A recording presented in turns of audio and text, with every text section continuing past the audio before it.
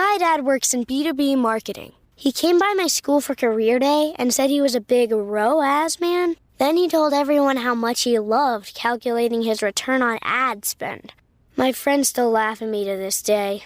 Not everyone gets B2B, but with LinkedIn, you'll be able to reach people who do. Get a $100 credit on your next ad campaign. Go to linkedin.com/results to claim your credit. That's linkedin.com/results. Terms and conditions apply. LinkedIn, the place to be, to be. With supply chains becoming more complex, you need to stay on top of the latest logistics developments. So if you work with logistics, you need the Beyond the Box podcast from Maersk. It's the easy way to keep up to date with everything from digital disruption in logistics to the need for supply chain resilience in today's market. Find out more and keep ahead of the game with the Beyond the Box podcast on logistics insights at maersk.com/insights. This is Optimal Finance Daily. How to rebuild your credit using credit cards wisely. Part 2 by Ramit Sethi of IWillTeachYouToBeRich.com. And I'm your host and personal finance enthusiast, Diana Merriam. Today's post is actually a continuation from yesterday. So if you're new here, it'd be best to listen to yesterday's episode first. But if you're all caught up, let's hear part 2 and continue optimizing your life. How to rebuild your credit using credit cards wisely. Part 2 by Ramit Sethi of IWillTeachYouToBeRich.com. Number 3, negotiate a lower APR. Your APR, or annual percentage rate, is the interest rate your credit card company charges you. The average APR is 14%, which makes it extremely expensive if you carry a balance on your card.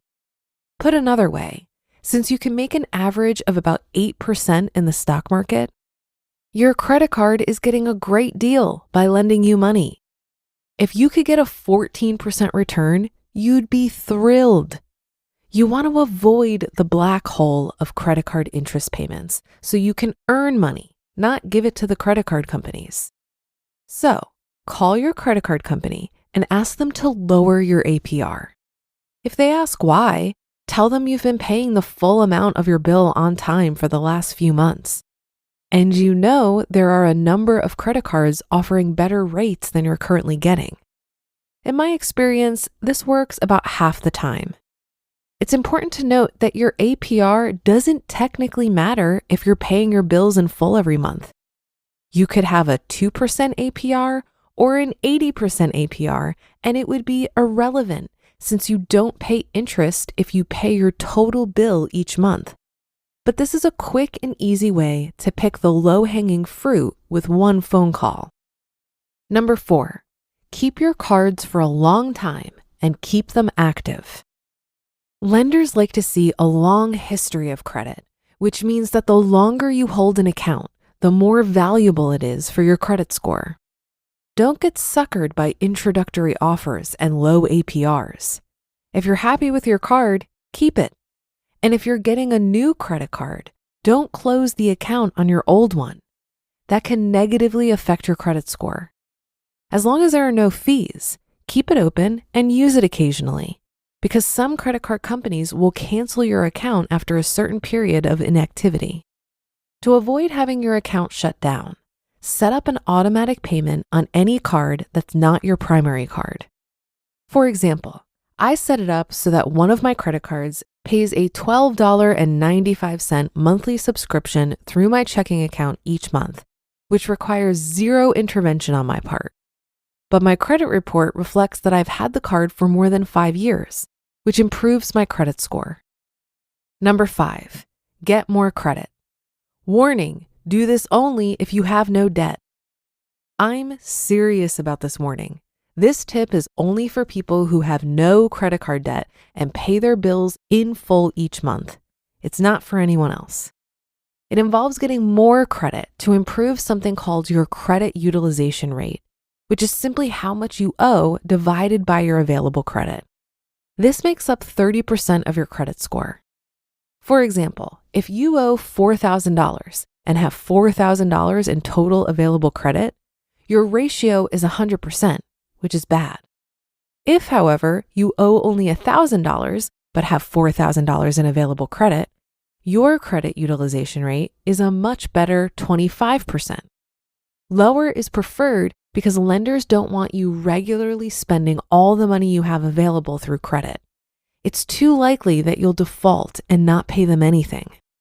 To improve your credit utilization rate, you have two choices.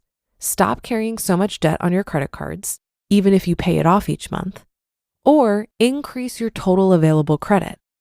Because we've already established that if you're doing this, you're debt-free, all that remains for you to do is to increase your available credit. Here's how. Call up your credit card company and ask for a credit increase. You. Hi, I'd like to request a credit increase. I currently have $5,000 available and I'd like $10,000. Credit card rep. Why are you requesting a credit increase? You. I've been paying my bill in full for the last 18 months and I have some upcoming purchases. I'd like a credit limit of $10,000. Can you approve my request? Credit card rep. Sure, I've put in a request for this increase. It should be activated in about 7 days. And number 6, use your rewards. Just like with car insurance, you can get great deals on your credit card when you're a responsible customer. In fact, there are a lot of tips for people who have very good credit.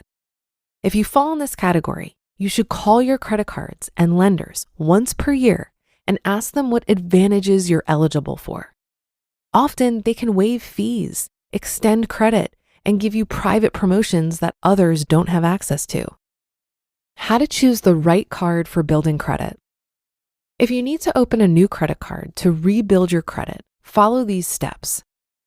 Number 1, avoid annual fees. Lots of premium credit cards have annual fees. They give rewards and perks which easily exceed the value of the fee. But when you're building credit, you're not going to get the best rewards or perks. Your primary goal is to build up your credit rating so you can get access to the better credit cards later. Fees are only going to slow you down at this stage. When I was building my credit up, I avoided fees entirely. That kept more money in my pocket and kept things really simple until I had a good enough credit score to get the premium credit cards. I recommend you do the same. We've included reviews of some cards that have annual fees. Sometimes they offer rewards and it's worth it. In other cases, they might be the last option available. Avoid fees if you can. And if you can't, switch to a no annual fee card as soon as you can once you've built up your credit score. Number 2, if you're a student, get a student credit card. As a student, you're stuck in a catch-22. You need a credit score in order to get a credit card, but you need a credit card in order to build a credit history and get a credit card. Breaking this cycle can get tricky. These days, there are great credit card options for students that help kickstart everything. Most of them don't have annual fees. Some have a few rewards and perks, and they're specifically designed for students, so your odds of being approved are much higher. If you're a student, get a student credit card. That will put you on the path to building credit, and you'll be able to get a much better card later, assuming you always pay your monthly bill on time. Number 3, start with one card for bad credit. Every time you apply for a card, your credit score will take a hit. It's true, part of your score is dependent on how many credit requests that you've had recently. If you apply to a bunch of cards all at once, your score will go down a bit. I personally hate this. Right when you really need a credit card, the process of applying for credit cards makes your credit worse. The credit score hits are minor, but they do add up. If you're trying to rebuild your credit, I recommend getting a credit card that you're confident that you'll be approved for. The last thing you want is to try to apply to cards out of your reach, ding your credit score even more, and make it even harder to get one credit card. And number 4, get a card designed for average credit when you can. Once you have one credit card that you've been using a while and have built up your credit, try applying for one of the credit cards for folks with average credit. These aren't the premium cards, but you'll get started with some rewards. As a general rule, consider applying for one of these cards once your credit score is 600 or above. There's no guarantee you'll be approved, but this is the range where it becomes a possibility. And the odds are in your favor once you get close to a credit score of 700 and above. Remember to only apply once in case your score isn't high enough. If you're declined, continue building your credit for another year or two and try again. I'd avoid multiple cards at this tier, so only apply for one at a time. There's no reason to have more than one. Later on, you can consider having multiple premium cards to maximize rewards and perks. But at this stage, you want one decent card that will give you some rewards while you keep building credit. Continue to avoid fees and keep things really simple at this stage. You just listened to part 2 of the post titled How to Rebuild Your Credit Using Credit Cards Wisely by Ramit Sethi of IWillTeachYouToBeRich.com, and I'll be right back with my commentary. Buy low, sell high. Buy low, sell high. It's a simple concept, but not necessarily an easy concept. Right now, high interest rates have crushed the real estate market. Prices are falling and properties are available at a discount, which means F.I.R.E believes now is the time to expand the F.I.R.E flagship fund's billion-dollar real estate portfolio. You can add the F.I.R.E flagship fund to your portfolio in minutes by visiting fundrise.com/OFD. That's FUNDRISE.com/OFD. Carefully consider the investment objectives, risks, charges, and expenses of the F.I.R.E flagship fund before investing.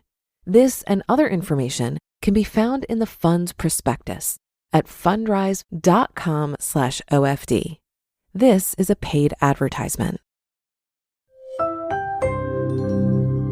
Right now, get scary good deals on select Ring cameras and doorbells. See who's there. Keep your scaredy cats company. Oh, it's okay, sweetie. I'll be home soon. And protect your crypt from the real monsters. Oh, come on. The sign says take one. Save big on select Ring devices right now at ring.com. We all know that we should pay our credit cards in full every month to avoid being charged interest. But in my 20s, when I was racking up credit card debt and only paying the minimum required payment each month, I had no idea just how much that debt was spiraling out of control. This is due to compound interest. When you carry a balance on your credit card, the interest is calculated not just on the original amount you owe, but also on any interest that has accrued. This means that your debt can grow exponentially over time if you're only making minimum payments. When you have credit card debt, the compound interest is working against you and digging a deeper hole. But when you invest your money in the stock market, compound interest is working in your favor and will eventually earn you more money each year than your yearly salary. Here's a hypothetical example. Let's say you buy a $20 hat on a credit card with 14% APR. If you only pay the minimum payment of 40 cents per month, or about 2% of your card balance, it would take you 6 years to pay it off, and you would ultimately spend $30.19. Now, a $10 difference might not seem like that much, but we're using small numbers here. You end up spending 66% more for that hat when you don't use credit cards responsibly. If it was a $20,000 purchase in the same scenario, it would take more than 30 years to pay off, and you'd make over $46,000 in total payments. The point is, we should be avoiding credit card debt like the plague. But that's going to do it for today. Thanks so much for listening every day and all the way through. And I'll see you again tomorrow for more Optimal Finance Daily, where your optimal life awaits.